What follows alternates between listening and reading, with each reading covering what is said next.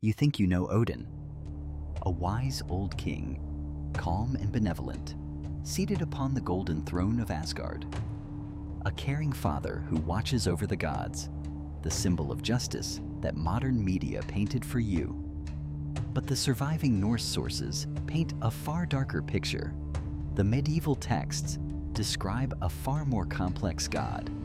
To the ancient Norse, Odin was Hangatyr, the lord of the hanged.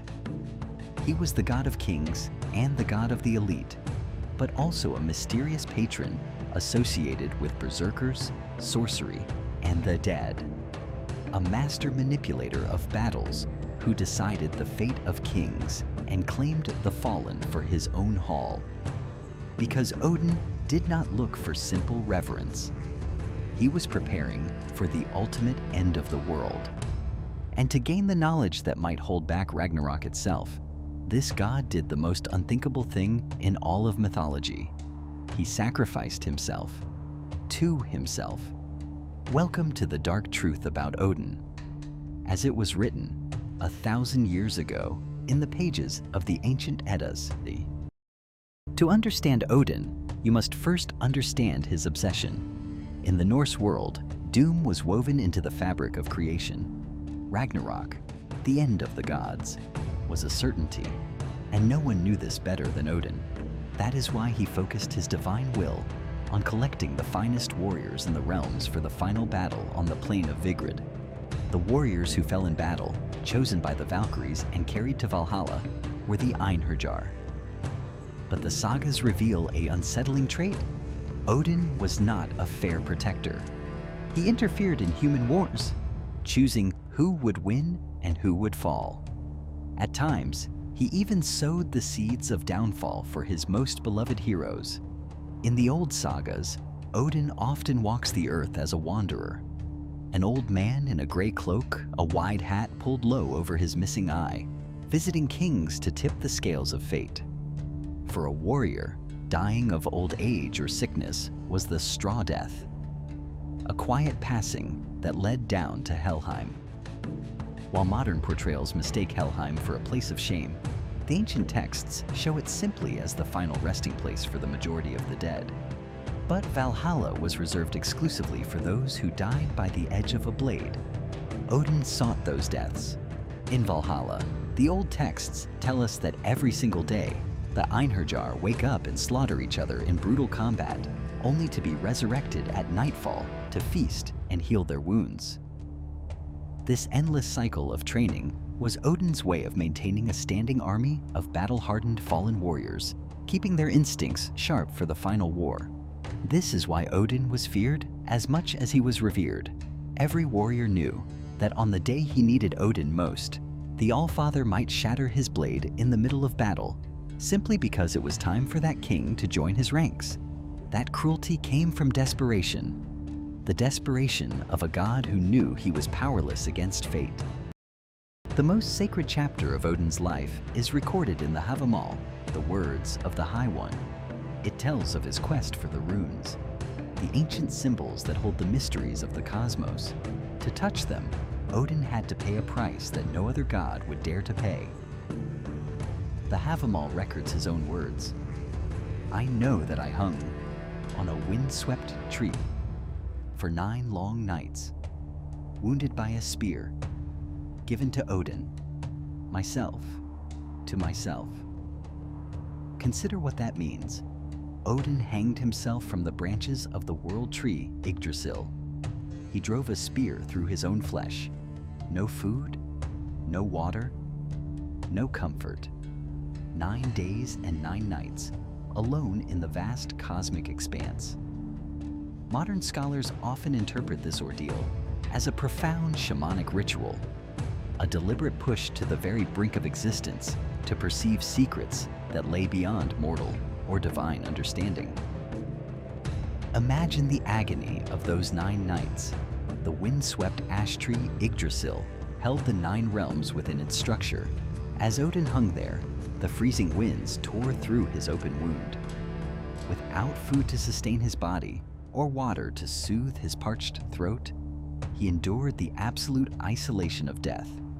He was the king of the gods, yet he reduced himself to a state of absolute vulnerability, offering himself as a sacrifice because there was no higher power worthy of receiving it. On the 9th night, as the darkness of death closed around him, Odin peered into the depths beneath him. The Havamal states simply, "I looked down, I took up the runes, screaming. I took them, and then I fell back from there."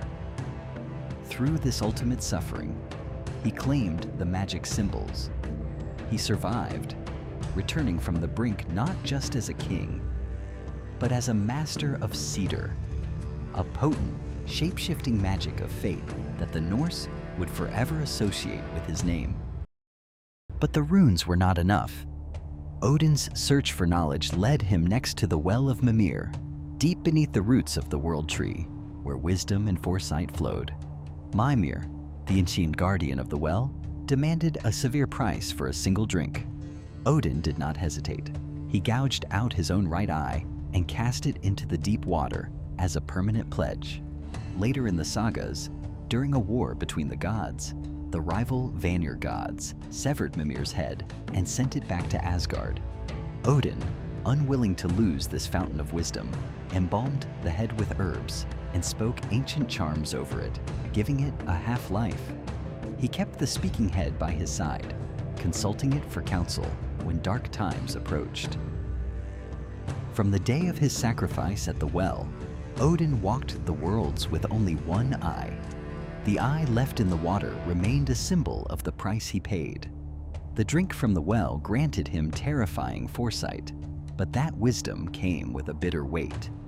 Absolute knowledge meant that Odin now knew the exact sequence of his own destruction.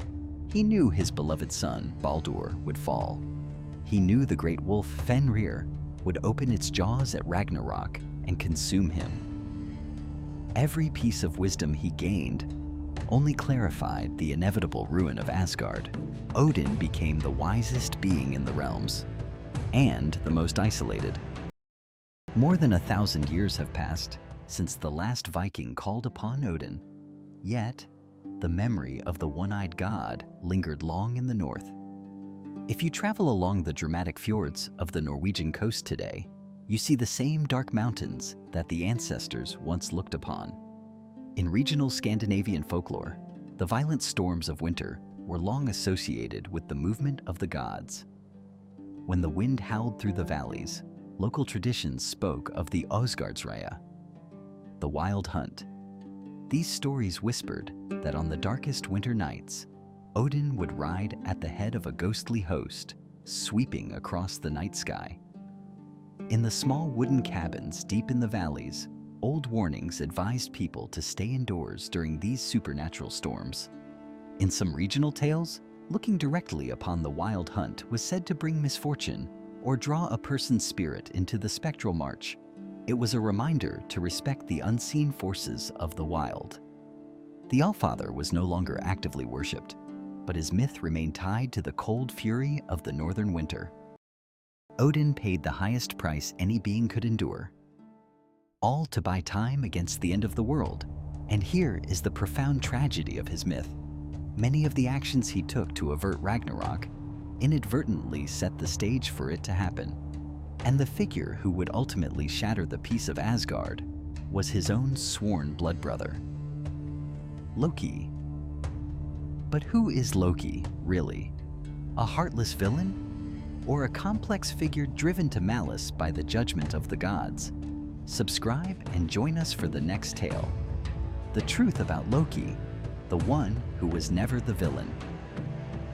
And if you want to drift into sleep tonight with the old sagas in your ears, the Sleep Sagas playlist is waiting on your screen. Until then, I'll see you by the next fire.